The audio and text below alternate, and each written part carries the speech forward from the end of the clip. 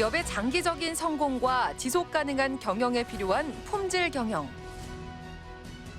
최근 중대재해처벌법 시행에 이어 디지털 전환과 ESG까지 기업의 경영 환경은 다양한 변화를 겪고 있는데요. 새로운 품질 경영으로 급변하는 경영 환경에 대응하고 글로벌 품질 강국으로 도약하려면 어떻게 해야 할지 최정일 한국품질경영학회장과 이야기 나눠봅니다. 기업 경쟁력의 제1조건은 품질입니다. 우수한 품질은 기업의 지속 가능성과 직결되는데요. 이 때문에 품질 경영에 대한 고민과 관심이 늘고 있습니다. 네, 그래서 오늘은요. 기업의 품질 경영을 다방면으로 연구하고 지원하는 한국품질경영학회 최정일 학회장님 모셨습니다. 네, 먼저 한국품질경영학회 간략한 소개 부탁드리겠습니다. 네, 품질경영학회는 1965년 9월에 한국품질관리학회로 설립이 되었고요. 산업공학, 경영학, 그리고 통계학 이 세 개의 학문이 융합해서 만들어진 학회라고 할 수 있습니다. 네. 오랜 역사를 가진 만큼 품질 경영의 이론과 산업 발전에 크게 기여를 하고 있고요. 네. 특히 이제 그 추계 학술 대회뿐만이 아니라 18개국의 아시아 그 품질 표준 협회 학회로 구성된 아시아 품질 학회 그리고 유럽 품질 경영학회 그리고 우리가 ASQ라고 보통 얘기하는데 미국 품질 협회 이런 그 다양한 국제 교류를 통해서 우리 그 품질 경영 이론과 실무적인 어떤 기여를 하고 있다라고 할 수 있습니다. 네. 그러면 지금 현재 가장 핫한 이슈부터 먼저 좀 질문을 좀 드릴게요. 1월 말에 그 중대재해처벌법 이거 시행을 하고 나서 마침 또 이런 사고가 많이 일어나고 있습니다. 그래서 기업들의 그 반응이나 그 대응은 어떻습니까? 네, 안타까운 소식이 계속해서 발생을 하고 있는데요. 그 법 시행 이후에도 계속해서 사망 사고가 많이 발생을 하고 있고, 특히 이제 최고경영층이 이 법의 취지하고는 달리 최고경영층의 처벌에 너무 맞춰져 있다 보니까 네. 실질적으로 재예방 활동을 위한 여러 가지 노력들을 지금 해야 되는 시점인데 형사처벌에 관련된 부분들이 너무 강조가 되고 있어서 좀 안타까운 부분이고요. 기업 내부적으로는 CSO라고 해서 최고 안전관리자 조직을 만들어가지고 내부적인 조직 체계를 지금 만들고 있는 게 현재 상태라고 할 수 있습니다. 그런데 이제 아무래도 형사적인 그 처벌이라고 하는 문제 때문에 그 재해 예방, 안전 경영 이런 부분들에 대한 그 중심적인 축보다는 엉뚱한 쪽으로 지금 방향들이 흘러가고 있는 것 같아서 네. 대단히 안타깝게 생각을 하고 있습니다. 사실 뭐 지난 가까운데 이제 봤으면 지난 1월에 있었던 그 광주 아파트 붕괴 사고만 해도 사실 안전 관리에 대한 그런 중요성을 다시금 깨닫게 되는 그런 사고였었는데요. 이런 일이 다시금 발생하지 않도록 학회에서도 어떤 정책적인 지원을 하고 계시는 겁니까? 안전 관련 활동은 사실은 조직적인 체계라든지 관리적인 어떤 프로세스들이 사실은 필요로 하고 또 중대재해처벌법에서도 규정하고 있듯이 중대안전재해 또 중대시민재해 이렇게 다양하게 나누어지고 있습니다. 그래서 저희 품질경영학회에서는 제품안전연구회라고 하는 전문연구회를 구성을 해서 이에 대한 어떤 컨설팅 또는 진단, 교육 이런 부분들을 그 산학연 이런 관계를 통해서 네. 유기적으로 그분들을 지원하려고 하는 그런 체계를 갖추고 있다라고 할 수 있습니다. 순전히 그 비용적인 측면에서만 보더라도 소잃고 외양간 고치는 비용이 더 들지 않겠습니까? 그래서 기업들은 그 자체적으로도 좀 노력을 기울여야겠습니다. 뭐 어떤 그 대응을 해야 할까요?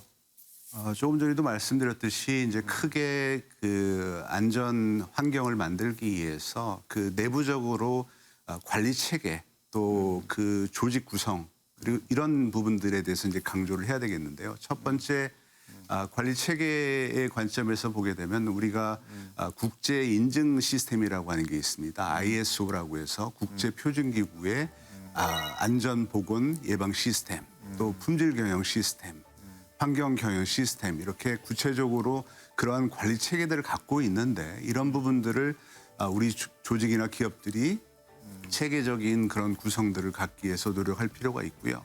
앞서 말씀드렸듯이 CS 조직을 이제 기업들이 그 CEO 산하에 두고 있는데 네. 그 CSO를 중심으로 해서 보다 좀 체계적인 조직을 갖춰야 되는데 안타까운 것은 전문 인력들이 아직 많지 않다라는 겁니다. 그래서 이런 인력 양성을 위한 교육 프로그램이 사실 필요하고요. 앞서 이제 앵커님도 말씀을 하셨지만 이러한 그 관리 체계나 조직을 위해서는 사실 중요한 것은 이제 예산 확보인데 우리가 항상 사후 처리에 대한 것만 생각하지 예방에 대한 부분들이 좀 부족을 하잖아요. 근데 사실 예방 비용이 사후 처리 비용에 비하면 굉장히 적게 들어가는 부분인데도 불구하고 우리가 항상 사후 약방문처럼 그 사후 처리에 너무 초점을 두고 있다라고 하는 부분이 안타깝습니다. 하여튼 이래서 그 관리 체계, 조직, 예산 이러한 삼두마차가 잘 형성이 되어야 현재 지금 여러 가지 안타까운 사고들에 대해서 우리가 예방 활동을 좀 더 체계적으로 할 수 있지 않을까 생각을 하고 있습니다. 중대재해처벌법과 관련해서 이제 처벌 범위를 놓고서 그 강도도 높고서도 역시 노사 간의 입장차가 굉장히 팽팽한 것으로 알고 있습니다. 이 가운데를 좀 중재해줄 정부의 역할도 필요하다고 느껴지고 있는데 학교장님께서는 정부의 역할에 대해서 어떤 생각을 가지고 계시는지요? 네, 아주 중요한 지적이십니다. 사실 법규상으로 이 지금 재해 예방을 위해서 여러 가지 그 체계를 만들어 놓긴 했지만 사실 정부 또 기업, 노동계 다 모두가 같이 공조를 해야 사실은 사고가 발생하지 않는다라는 게 이제 저의 생각이고요.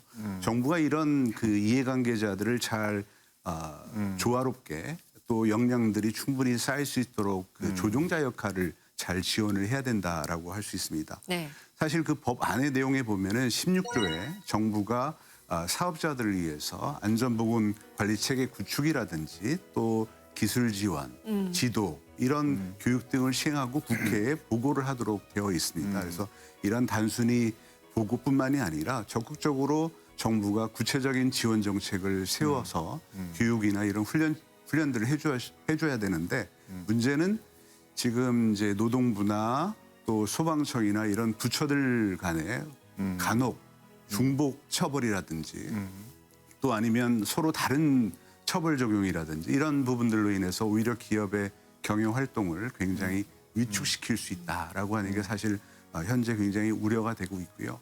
현장의 목소리를 들어보면 실제로 이제 그 우리가 적정 단가 산정이라고 얘기를 합니다. 여러 가지 거래에 있어서 원청과 하청사 간의 단가들이 제대로 적정하게 이루어지지 않다 보니까 이번 그 여러 가지 사고들도 사실은 무리하게 공기를 네, 단축한다든지 아니면 적합하지 않은 재료를 사용을 해서 이런 안타까운 사고가 발생을 하고 있기 때문에 정부가 이런 단가 부분들에 대해서도 적정한 어떤 가이드라인을 잘 마련을 해주는 것이 재해 예방에 큰 도움이 될 거라고 생각을 하고 있습니다. 네. 네, 화제를 좀 돌려보겠습니다. 네. 그 작년에 연초부터 시작해서 예. ESG 경영, 이 신문지상을 뭐 거의 도배를 했는데요. 그래서 지금 국내 기업의 ESG 현주소 어떻습니까? 안타깝게도 국내 ESG 경영을 이제 우리가 좀 걸음마 단계에 있다 아직. 작년부터 굉장히 러시처럼 등장을 했는데요. 실질적으로는 그 다우존스에서 관리하는 지속가능 경영 지수에 편입되기 위해서 우리 기업들이 많이 노력을 했어요. 그런데 이제 ESG라고 하면 사실은 사회적인 책임 부분 외에도 환경이나 지배 구조와 같은 여러 영역을 다루고 있기 때문에 우리가 사실은 준비가 잘 안 되어 있다라고 할 수 있습니다. 작년부터 이제 언론사라든지 또 컨설팅 회사 또 법무법인, 회계법인 등에서 이 부분에 대해서 굉장히 이제 컨설팅 노력들을 많이 하고 있음에도 불구하고 여전히 대기업들도 현재 사회이사 중심으로 ESG 경영위원회를 만든다거나 하고 있는데 실제로 이제 중견이나 중소기업들은 이런 거를 할 만한 여건이 아직 안 되고 있어서 네. 좀 안타깝다라고 생각하고 있습니다. ESG 경영이 산업계의 당연한 흐름이라고는 합니다만 ESG 경영으로 전환을 하는데 이 기업들이 모두가 다 같은 걸음일 수는 없는 거잖아요. 어려움을 겪는 기업들도 분명히 있을 겁니다. 준비가 좀 미흡한 기업들은 어떤 대응을 좀 먼저 해야 될까요? 일단 기업의 실정이나 여건에 맞는 부분부터 시작을 하는 것이 되게 중요합니다. 하나 예를 들자면 제가 이제 들고 나왔는데 이 연필을 만드는 파버카스텔이라고 혹시 들어보셨을 거예요. 약 한 260년 된 기업인데 네. 이 기업들은 그 나무를 많이 쓸 수밖에 없잖아요. 네, 이 재료 그렇겠죠. 자체가 네. 그러니까. 그러니까 브라질에 자기네들이 연간 배출하는 그 사용되어지는 나무를 거기에 똑같이 심는 거예요. 그리고 이제 요즘은 아이들이 이제 이런 연필들 잘 쓰진 않지만 보통 아이들이 심을 빨아먹거나 아니면 이걸 깨물거나 뭐 이런 일들을 많이 하잖아요. 그러니까 요런 그 색감의 환경 연료들을 친환경 연료들을 써가지고 굉장히 그 260년이 된 그 가족 기업인데도 불구하고 굉장히 칭찬을 받는 그렇군요. 받는 새로워요. 그런 기업들이 있습니다. 그래서 제가 강조드리고 싶은 것은 그 기업에 맞는 그 기업의 환경에 맞는 어젠다를 선택하는 게 굉장히 중요하다라고 할 수 있습니다. 그럼 지금 말씀하신 그 기업의 그 자체적인 그 어젠다를 설정하는데 학회에서는 어떤 도움을 주고 계실까요?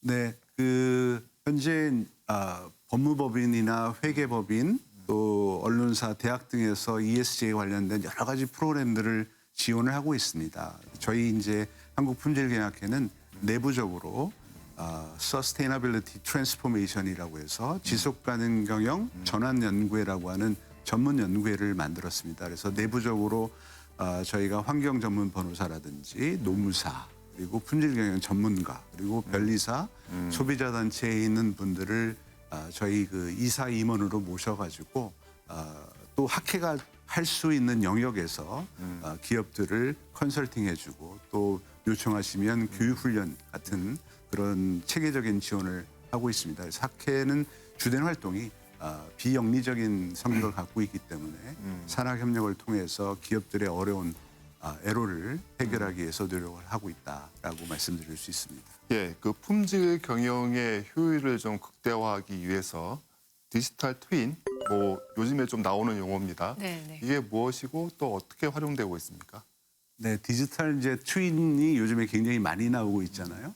사실 이제 디지털 트윈을 이야기해서는 디지털 전환이라고 하는 부분들을 우리가 이해하는 게 중요한데 우리가 흔히 요즘 얘기하고 있는 여러 가지 그 AI, 뭐 빅데이터, 네. 사물 인터넷, 클라우드 이런 부분들이 어떻게 하면 그 기업의 경영의 투명성을 제고하고 운영 효율성을 제고시킬지에 대한 그 작업들을 우리가 총칭해서 디지털 전환이다 이렇게 얘기하고 있는데 그 중에 하나가 이제 디지털 트윈이라고 할 수 있습니다. 어렵게 생각하지 마시고 가상과 현실, 현실과 가상의 연결이다. 이 연결을 우리가 이 가상 공간에서 쉽게 해결할 수 있는 방법 중에 하나구나라고 해서 요즘에 이제 국방이라든지 또 도로 같은 또 그 의료 이런 부분에서 고객의 요구를 어떻게 하면 반영을 할 수 있을지 또 그다음에 제품 개발이나 생산에서 어떻게 문제를 진단할 수 있는지 이런 것들에 굉장히 크게 디지털 트윈이 활용되고 있다라고 할 수 있습니다. 예를 들어서 설명을 해주시면 더 쉬울 것 같습니다. 그 항공기 제작업체 에어버스 네네. 여기에서도 활용을 하고 있다고요. 네네. 그 A380이라고 하는 대형 항공기가 있습니다. 에어버스에서. 거기 보면은 이제 우리가 흔히 들어서 아시겠지만 VR, AR 기술들을 이용해서 검사 업무를 하고 있는데 이 안에 실제로 6만여 개 정도의 브라켓이라고 하는 그 주요 부품들이 있는데 이것들에 대한 결함을 이제 잘 진단을 해야 되겠죠. 하나라도 이제 문제가 생기면 항공기 추락 사고 같은 안타까운 사고가 발생할 수 있는데 예전에는 이거를 검사하는데 약 3주 정도가 걸렸다고 해요. 그런데 최근에 이제 디지털 트윈 기술을 이용해서 이게 단 3일 만에 검사를 하는 것처럼 이렇게 디지털 트윈 기술을 이용해서 품질 예방 또 진단하고 하는 부분 때문에 예전에 비해서 훨씬 비용이라든지 노동력이라든지 시간 등이 굉장히 단축되고 있어서 최근에 이제 많은 그 IT 서비스 기업들이 이런 부분들에 총력을 기울이고 있죠. 다양한 학술적 연구로 산업 경쟁력 제고에 앞장서며 노력하고 있다는 생각이 듭니다. 앞으로도 지금처럼 한국품질경영학회가 대한민국 품질경영 활성화에 이바지해 주길 바랍니다. 네, 오늘 말씀은 여기까지 듣도록 하겠습니다. 고맙습니다. 네, 고맙습니다. 감사합니다.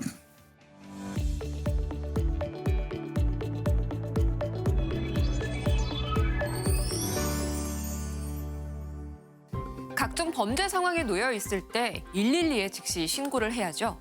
하지만 당황해서 어찌할 바를 모르다가 골든타임을 놓치게 되는 경우가 많다고 합니다. 자, 그래서 오늘은요, 빠르고 정확한 신고를 도와주는 보이는 112 서비스에 대해서 전해드립니다. 올해부터 전국적으로 도입된 보이는 112 서비스는 신고를 받은 경찰이 신고자의 휴대전화를 통해서 실시간으로 상황을 영상으로 확인할 수 있는 신고 서비스입니다. 이 서비스는 112 신고 전화를 하게 되면 사이트 주소가 담긴 문자 메시지를 받게 되는데요. 해당 사이트에 접속을 하고 정보 제공에 동의를 하면 이용하실 수가 있습니다. 자, 그럼 보이는 112 서비스의 기능 함께 알아볼까요? 먼저 112 종합 상황실에서 직접 신고자의 휴대전화 카메라를 원격으로 조정할 수가 있습니다. 카메라 화면 전환과 플래시 등의 기능을 활용하면서 현장 상황을 신속하게 파악할 수가 있는데요. 만약에 신고자가 현재 위치를 모르는 상황이라면 실시간 위치 정보 시스템과 함께 카메라 영상을 이용해서 주변 건물들을 확인해 정확한 위치를 알아낼 수도 있고요. 혹시 신고자가 말하기 어려운 상황에 처해 있다면 비밀 채팅 기능을 이용할 수도 있습니다. 비밀 채팅 서비스에 연결이 되면 휴대전화 화면이 포털 사이트 검색창 화면으로 바뀌게 되는데요. 이 검색창에 신고 내용을 입력하면 경찰에게 바로 전달이 됩니다. 이와 함께 자동으로 무음 모드 전환과 마이크 기능이 사용돼서 주변에 노출 없이 안전한 신고가 이뤄질 수도 있다고 하니까요. 참고해서 알고 계시면 좋겠습니다. 지금까지 생활플러스였습니다.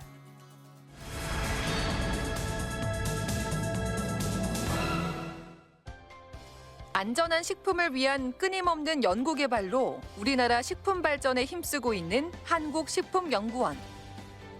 초고령화 사회가 눈앞으로 다가오면서 단순한 먹거리를 넘어 건강한 식품을 찾는 사람들이 많아지고 있습니다. 하지만 각종 식품 안전 사고가 빈번히 발생하면서 식품 안전에 대한 우려의 목소리도 커지고 있는데요. 우리나라가 식품 안전성을 확보해 국내 식품 산업의 경쟁력을 높이려면 어떻게 해야 할지 백형희 한국식품연구원장과 이야기 나눠봅니다. 동의보감에 약보보다 식보가 낫다는 말이 있습니다. 약으로 보양하는 것보단 음식으로 보신하는 것이 더 낫다는 말인데요. 어떤 음식을 어떻게 먹느냐가 그만큼 중요하다는 의미가 될 것입니다. 또 더욱이 코로나19 이후에 건강한 먹거리에 대한 관심이 증가하면서 안전하게 먹을 수 있는 식품 연구의 중요성이 더욱더 커지고 있는데요. 오늘은 한국식품연구원 백형희 원장님 모시고서 식품의 품질 안전과 기술 개발에 대해서 이야기 나눠보는 시간 갖도록 하겠습니다. 원장님 어서 오세요. 네, 안녕하세요. 안녕하세요. 그 이야기를 나누기에 앞서서 그 한국식품연구원 간략하게 소개 좀 부탁드리겠습니다. 저희는 이제 1987년도에 설립이 된 국내 유일의 식품 분야 정부 출연 연구기관입니다. 과학기술정보통신부에 국가과학기술연구회라고 있습니다. 그 안에는 25개의 정부 출연 연구기관이 있는데요. 식품연구원은 그중에 한 개고요. 그래서 이 모체는 옛날에 그 한국과학기술연구원, 즉 키스트, 네, 그 식품 분야하고 그다음에 농수산물 유통공사 안에 있는 종합식품연구원이 있었는데요. 그 두 개가 합쳐져 갖고 설립이 되었고요. 우리가 연구원이 원래 분당에 있다가 2017년도에 현재 지금 전북 혁신도시로 이전해 갖고 있는 상태입니다. 그리고 이제 저희가 하는 일은 네.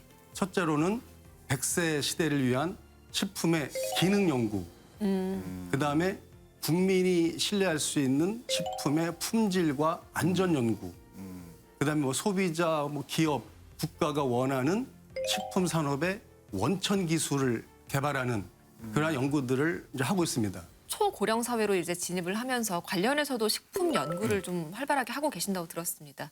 요즘 성과는 어떻게 나타나고 있나요? 예, 우리나라가 2017년도에 만 65세 이상의 고령 인구가 14%를 넘어간 고령 사회로 진입했고, 26년도에는 그 인구가 20%를 넘어서는 이제 초고령 사회로 진입하게 됩니다.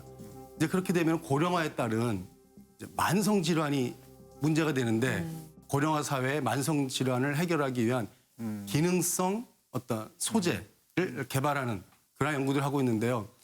이제 주요 연구 성과로는 이제 첫 번째, 한국인 장내 미생물 건강 정보 데이터베이스가 있습니다. 이 장내 미생물하고 우리 건강하고는 밀접한 관계가 있습니다. 그리고 이러한 장내 미생물 조성은 또한 우리가 먹는 식습관하고 많은 연관이 있는데요. 그래서 이제 한국인의 장내 미생물 정보를 파악하게 되면은 그러한 정보로 뭐 여러 가지 건강에 유익한 식품을 개발할 수가 있는데요. 현재 우리가 한 2017년도에 한 3,300명의 한국인의 그런 장내 미생물 건강 정보 데이터베이스를 만들었고 네. 2025년도에는 10,000명의 이제 그 데이터베이스를 만들려고 하고 있습니다. 근데 이러한 게 국내 최대 규모의 장내 미생물 데이터베이스고요. 그다음에 두 번째로 저희가 또 연구하는 게 다양한 기능성 소재를 찾고 이거를 이용해서 건강기능식품을 개발하고 있는데요. 그래서 주요 이제 성과로는 이 감태로부터 세계 최초로 이 감태가 수면 개선에 도움이 된다고 하는 그 작용 기작을 구명을 해가지고 아, 그렇습니까? 예, 그래서 감태를 이용해서 국내 최초로 식약처에 개별 인정형 건강기능식품으로 인정을 받았습니다. 그래서 그게 지금 상용화돼서 제품화돼 나오고 있고요.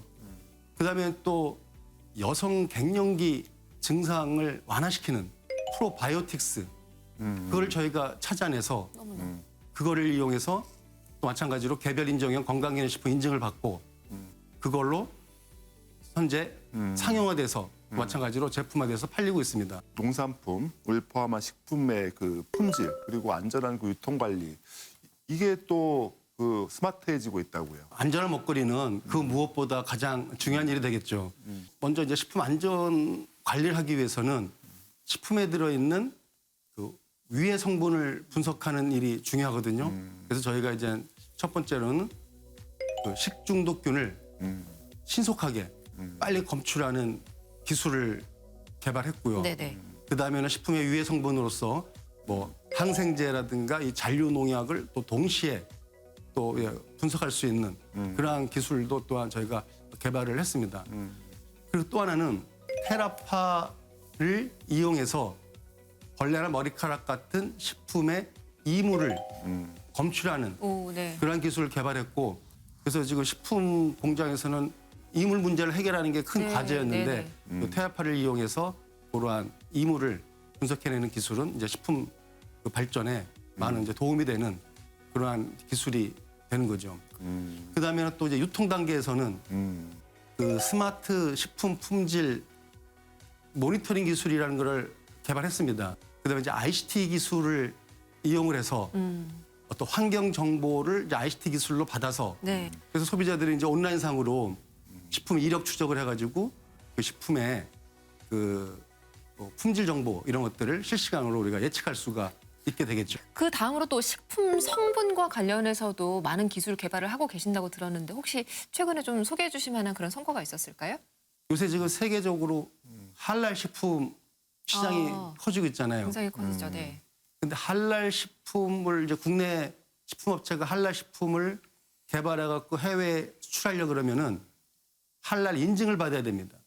그럼 이제 할랄 인증을 받기 위해서는 돼지 안에 들어있는 어떤 성분과 그다음에 이제 에탄올 이런 분석을 제대로 해야 되거든요. 그 분석법을 저희가 개발을 해서 ISO 인증을 받았습니다. 그래서 저희가 그걸 바탕으로 해갖고 우리 연구원이 국내 최초로 그 해외 인증 할랄 분석실을 저희가 지금 구축을 해놓은 상태입니다. 그래도 최근에는 요즘 식품 산업계의 푸드테크가 굉장히 각광을 많이 받고 있습니다. 식품에다 이제 각종 디지털 기술들이 결합이 된 거죠. 관련해서도 식품연구원에서 이와 같은 연구도 하고 계시는 건가요? 이제 미래 식품은 이제 개인 맞춤형 식품으로 많이 갈 거거든요. 네.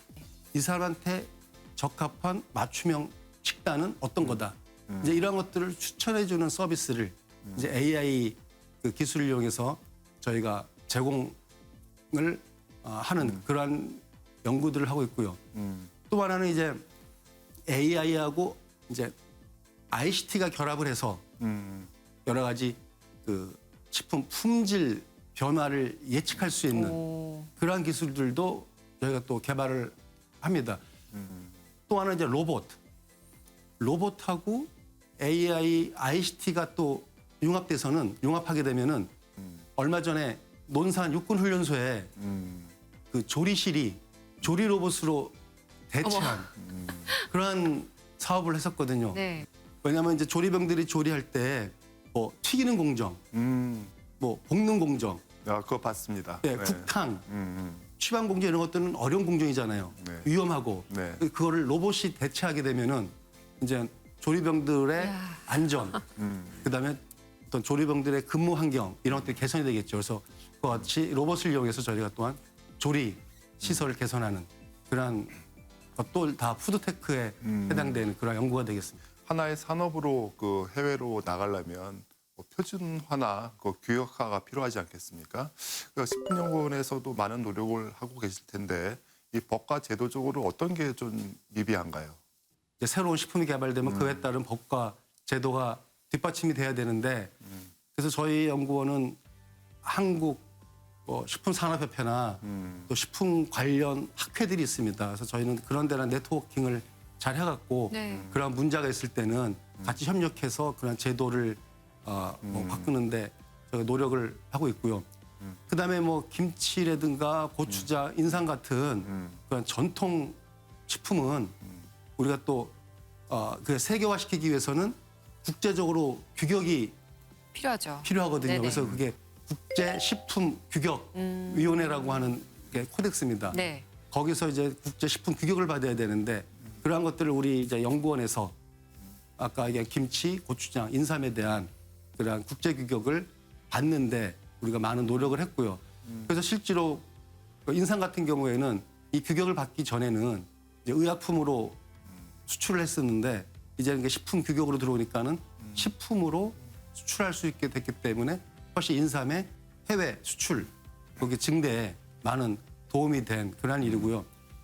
또 최근에는 이제 고령 친화 식품이라는 게 새로운 식품으로 각광을 받고 있습니다. 고령화 사회로 인해서 네.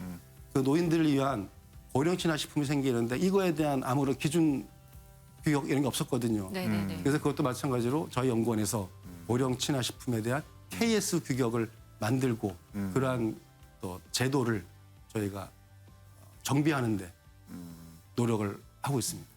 국내 식품 산업계를 보면은 뭐 일부에서 이제 대기업도 있지만 사실 많은 대다수는 중소 영세 기업들이 대다수잖아요. 이런 분들을 위해서도 연구원에서 함께 지원을 해주십니까?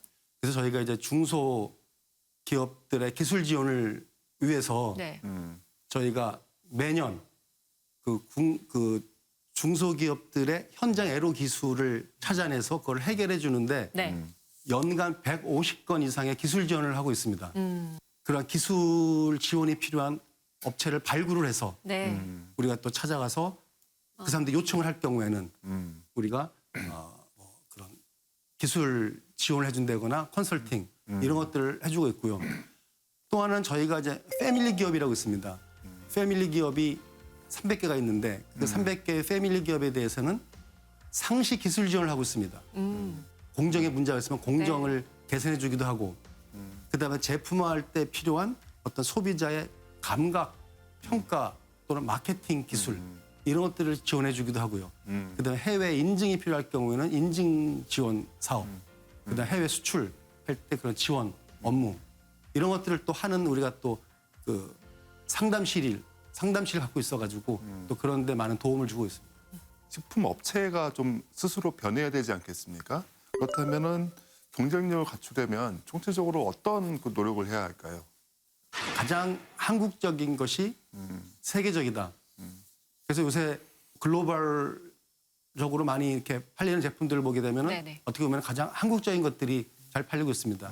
그래서 아무튼 저희가 어떤 국제적인 경쟁력을 갖기 위해서는 좀 이렇게 한국적인 그러한 것에 좀 집중할 필요가 있다고 생각을 하고요. 네. 사실 우리나라 식품과학 기술은 사실은 세계 수준입니다. 안전 기술도 사실은 세계 수준이고 그렇기 때문에 우리 식품에 대해서 자신감을 가지고 first follow라 그러죠. 네네네. 그런 추격자에 위치했다 그러면 그것보다는 뭔가 선도자적인 네. 퍼스트 무버로서의 그런 역할을 좀 했으면 좋을 것 같습니다. 네.